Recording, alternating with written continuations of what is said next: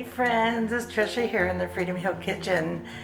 I've been a little bit MIA because we had a huge 40th anniversary celebration this past weekend, and all 8 of our children and their spouses and children were here for the weekend.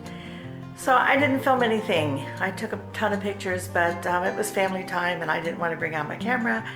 But now that everybody is gone and I'm sorting through and editing pictures from that weekend, I wanted to show you a latest kitchen project that I'm going to be working on. I want to show you this cupboard. I'm going to redo it. Let me show you the mess right now. Right now, this is the mess. I've got these round, large canisters in here that don't fit in there well because they are round. I have 2 sets of them. One set has retro flowers on them and one is just white. I might just keep the white ones. I'm not sure. I'm not sure yet. What I have to replace them, they're different. They're made differently, so I'm not sure how much stuff they're going to hold. But as you can see, some things are still in their bags up there, and it's kind of a mess. I can't reach up there anyway.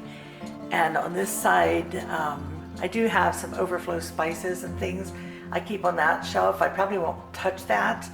This next shelf is actually pretty good. It's got these round Lazy Susans in there, so I can get everything I need whenever I need it. And down here, this one might not need touching either, because I think this also has a round Lazy Susan, and I think this one works. But on this side, sometimes when I pull things out, they fall down. So it's not good. To replace the outdated Tupperware canisters, I bought this set. It's from Chef's Path. It's food storage containers, and I actually bought 2 sets of this. So it comes with a chalk marker and I think these labels that you see on here. So here's what the set looks like. I took one box out, and what I like about these is the various sizes, of course, is really important. My favorite thing about these storage containers is the fact that they're airtight, but they also open with one hand. And that is really important because, you know, sometimes you only have one hand to use at a time. So I'm going to configure the cupboard and figure out what I'm going to do. I'll come back and show you the finished project. Hey friends, my cupboard is done for now, so I wanted to show you the results. This is what it looks like now. I absolutely love these canisters, and I created some labels with my Cricut machine and some vinyl. Some of the labels don't show up well because it's black. You can see it pretty well on this one. So these all stack very nicely back here, and I left a space. I do have one more empty container that's for oats, but I'm out of oats right now. So I'll fill that when it comes and make a label. But I moved from the other cupboard. Okay, well, let's go down here first. I left an empty space so I can slide things back and forth and see what's in the back. So that works out really well. And believe it or not, I can actually reach those in the back. Okay, so I have to tiptoe all the way like a ballerina, but I can reach it if I do that. So these are the things I use most frequently. And I even emptied my baking soda and baking powder and cornmeal out of their original packages.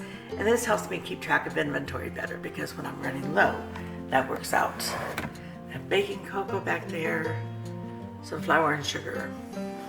I do have another unopened baking cocoa at the top and some brown sugar, but I'll leave those up there because these canisters won't hold that much at once, and for everyday use this is easy and quick. In this side, I moved the larger measuring bowls up there, so this is a little less cluttered down here. And of course I put the baking powder and baking soda into a canister so they no longer sit in this turntable. So I think it looks better. I didn't really touch the upper shelves. I didn't really need to. They are serving me just fine. But I did touch the bottom shelf on the right, and the bottom and next shelf up on the left. I do have 2 canisters that don't fit for flour and sugar. These will be overflow flour and sugar, like I'm actually gonna do some serious baking. I don't know if I'm gonna leave these sitting out here. They're sitting beside my KitchenAid, or if I'll find room for them in the pantry. I haven't decided yet. So, but that's my little project, and it was fun to do. And now I think the cupboard is a little more organized, and it certainly does look neater. One set of my canisters will be donated, and I'm keeping the other set temporarily because I think I might have a use for it, but the one with the flowers is being donated. So thanks for coming up to Freedom Hill. Thanks for watching. God bless you. Have a great weekend. Bye.